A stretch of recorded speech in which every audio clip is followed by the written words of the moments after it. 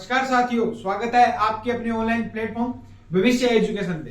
तो जैसा कि आपको पता है, राजस्थान में रीट की भर्ती के लिए काफी बच्चों के मन में डाउट है कि जो रीट प्री का जो हमारा सर्टिफिकेट है उसका क्या होगा। अभी भी डाउट है जिनका क्लियर है कि आगे हम एग्जाम दें या नहीं ना दें। तो आज सभी के मैं डाउट क्या है कि दूर करने आया हूं। उससे पहले अपने बात करेंगे, जैसा कि आपको पता चल चुका है कि अपने देश के एक महान प्रधानमंत्री, देश के 13वें प्रधानमंत्री सरदार मनमोहन सिंह, जो बहुत ही बड़े अर्थशास्त्री हुए हैं, उनका निधन हो चुका है। उनके बारे में थोड़ी सी आपसे बातें करना चाहता हूं। तो जैसा कि आपको पता है, देश के प्रधानमंत्री जो सरदार मनमोहन सिंह थे, वो देश के प्रधानमंत्री थे जिन्होंने देश को एक आर्थिक तंगी से निकाला था। और 1991 में ये क्या बने थे? भारत के वित्त मंत्री बने थे। क्या बने थे? वित्त मंत्री बने थे। पीवी नरसिम्हा राव ने इनको वित्त मंत्री बनाया था। और 1991 में, कब? 1991 में इन्होंने वित्त मंत्री का पद क्या है ग्रहण किया था। जब भारत बहुत ही आर्थिक तंगी से गुजर रहा था, गरीबी क्या है कि भारत में जूझ रही थी, उस वक्त जब भारत की रैंकिंग थी ट्रिपल पी, जो ट्रिपल पी रैंकिंग है, परचेजिंग पावर पैरिटी जो रैंकिंग होती है, वो भारत की सबसे नीचे गिरी हुई रेटिंग थी। और उसमें भारत ने लगभग 46.91 टन जो सोना था वो कहां पर, इंग्लैंड के जो बैंक था उसमें गिरवी रख रखा था। लेकिन जब देश के एक युवा तो नहीं बोल सकता, लेकिन उस वक्त क्या है कि जो अच्छे अर्थशास्त्री थे सरदार मनमोहन सिंह, अपना वित्त मंत्री का पद ग्रहण करते हैं। तो उससे लेकर आज जब तक 2014 तक भारत के ये प्रधानमंत्री रहे थे, तब तक क्या है कि अपनी ट्रिपल पी जो रैंकिंग थी वो तीसरे नंबर पर रही थी। कौन से नंबर पर? तीसरे नंबर पर रही थी। और जैसा कि आपको बता दूं, जब प्रधानमंत्री सरदार मनमोहन सिंह नरेंद्र मोदी को अपना शासन सौंप रहे थे, कह रहे थे कि आज मैं अपने उस देश को सौंप रहा हूं जो गरीबी के दौर से गुजरा है। और प्रधानमंत्री मोदी जी, आप जो ट्रिपल पी रैंकिंग है वो तीसरे नंबर पर रैंकिंग है, इसको बढ़ाने का क्या करना? प्रयास करना। आज 10 साल हो चुके हैं, उसी रैंकिंग में कोई भी बदलाव नहीं हुआ है।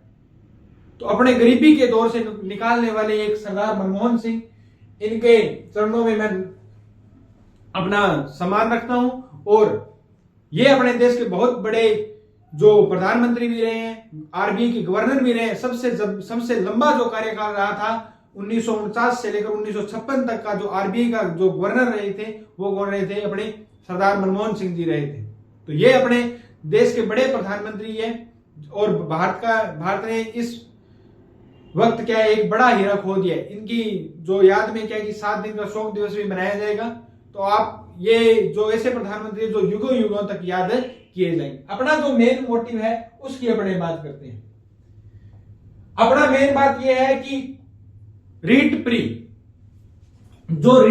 का जो सर्टिफिकेट है उसका क्या करें सर? जो रीट प्री का जो सर्टिफिकेट हमारे को मिल चुका है वो क्या काम आएगा या नहीं? जिस रीट प्री का जो सर्टिफिकेट है, जिन बच्चों का क्लियर है, उन पर उस सर्टिफिकेट पर क्या लिखा गया है? इसकी आजीवन पात्रता है। क्या है? आजीवन पात्रता। अब बच्चों के मन में डाउट है, क्योंकि फॉर्म अभी चल रहे हैं। जैसा कि आपको पता है, फॉर्म की जानकारी भी देंगे कब तक इसकी लास्ट डेट है। आपको पता है कि रीट पात्रता का सर्टिफिकेट है, जिसका क्लियर है उसके पास सर्टिफिकेट भी है और उस पर आजीवन लिखा गया। लेकिन फिर भी बच्चों के मन में डाउट है, ये एग्जाम देना चाहिए या नहीं देना चाहिए। मेरा मानना है कि सभी बच्चों को एग्जाम देना चाहिए। क्यों? इसलिए देना चाहिए, सरकारों का पता नहीं, कब भी सरकारें चेंज हो सकती है, कब भी नए नियम आ सकते हैं। अगर इस वाली रीट में जब अंतिम परिणाम जारी किया जाएगा तो उसमें अगर कह दिया भी रीट प्री के क्या है कि आपके 10% अंक या 20% आपके जोड़े जाएंगे, और वो भी इस साल जिन बच्चों ने रीट प्री दी है उन्हीं के जोड़े जाएंगे। तो मेरा मानना है, चाहे उनमें आपके 80 नंबर पूरे 82 नंबर बने हुए, जैसे ओबीसी वालों को 82.5 नंबर चाहिए उसमें क्लियर करने के लिए, लगभग 83 नंबर 55% चाहिए। तो उस प्रकार आप सभी को एग्जाम देना चाहिए। चाहे आपके 110 नंबर बन रहे हो पिछले वाले में, चाहे 105 नंबर बन रहे हो, लेकिन एग्जाम जरूर देना चाहिए, ताकि आपको अपनी जो तैयारी है वो पता चल सके भी आपकी तैयारी कैसी है। तो जो आपके मन में डाउट है आजीवन वाला, आजीवन सर्टिफिकेट तो आपका रहेगा। अगर आपका क्लियर नहीं हो पाया, किसी कारणवश आप एक आधे नंबर से रह गए क्लियर होने से, तो वो आपका क्लियर तो माना जाएगा क्योंकि आपके पास आजीवन वाला सर्टिफिकेट है। लेकिन फिर भी क्या है कि सरकारें आपको पता है चेंज होती रहती है, नियम बढ़ते रहते हैं, इसलिए मेरा मानना यह है कि सभी बच्चे क्या है कि एग्जाम जरूर दें, ताकि आपकी तैयारी का भी पता चल सके। दूसरा, आपका जो आने वाली सरकारों का कुछ भी नहीं पता, हो सकता है नंबर जोड़े और हो सकता है ना भी जोड़े।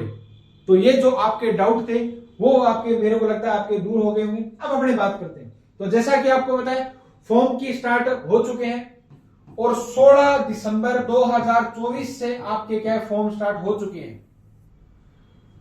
लगभग 15-16 दिन हो चुके हैं आपके फॉर्म स्टार्ट हुए को। तो इसकी अंतिम तारीख है आपकी 15 जनवरी 2025। कितनी है? 15 जनवरी 2025।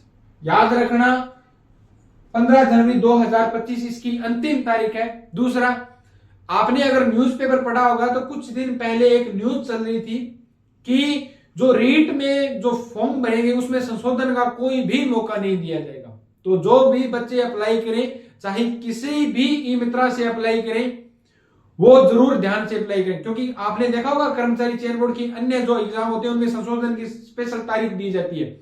एग्जाम होने के बाद तुरंत बाद कहा जाता है कि आप कोई भी फॉर्म में आपके कोई भी गलती हुई है तो आप उसको सही कर सकते हो। लेकिन इसमें साफ साफ कह दिया है कि इसमें कोई भी संशोधन का मौका नहीं दिया जाएगा। तो जो भी बच्चे रीट का फॉर्म भर रहे हैं, कई बच्चे सोचते हैं भी हम घर पे भर देंगे, तो ध्यान से भरें। घर पे भरने में कोई दिक्कत नहीं है, लेकिन ध्यान से भरें क्योंकि उसमें संशोधन होने वाला नहीं है। और आपको पता है राजस्थान में एग्जाम पास करना बहुत बड़ी बात है। अगर आपका एग्जाम पास हो गया और किसी कारणवश जो बच्चा डॉक्यूमेंट में रहता है उसके साथ बहुत ही बड़ी हानि है। और आपको पता है बार बार एग्जाम भी पास नहीं होते। तो इसीलिए फॉर्म की तारीख है 16/12/2024 से स्टार्ट हो चुके हैं। 15/1/2025 ध्यान रखना, ये इसकी क्या है? अंतिम तारीख है, लास्ट डेट है। आपके एडमिट कार्ड कब आएंगे? तो आपके एडमिट कार्ड आ जाएंगे 19 फरवरी को। 19 फरवरी को आपके एडमिट कार्ड आ जाएंगे। और आपका एग्जाम कब है? तो 27 फरवरी को रीट का मेला लगने वाला है। उसके लिए आप तैयारी अपनी सुनिश्चित करें। और जो आपके डाउट थे भी जो आजीवन वाला है, तो वो अपनी कमर कसने एग्जाम देना है। ऐसा न सोचे भी एग्जाम तो पास हो ही जाएगा क्योंकि नेगेटिव मार्किंग नहीं है। नहीं, अपनी तैयारी पूरी ढंग से दें ताकि आप मेन में बैठो तो उससे कम तैयारी करनी पड़े। इसलिए जो बच्चों में डाउट है भी मेरे पास आजीवन है नहीं दूंगा एग्जाम, तो वो फॉर्म अप्लाई करें और एग्जाम जरूर दें भी। तो ये था आपके लिए मोस्ट इंपोर्टेंट जो बातें दी। तैयारी का ध्यान रखना, अंतिम तारीख 5/1/2025 रहेगी। मिलते हैं नेक्स्ट वीडियो में। जय हिंद, जय भारत।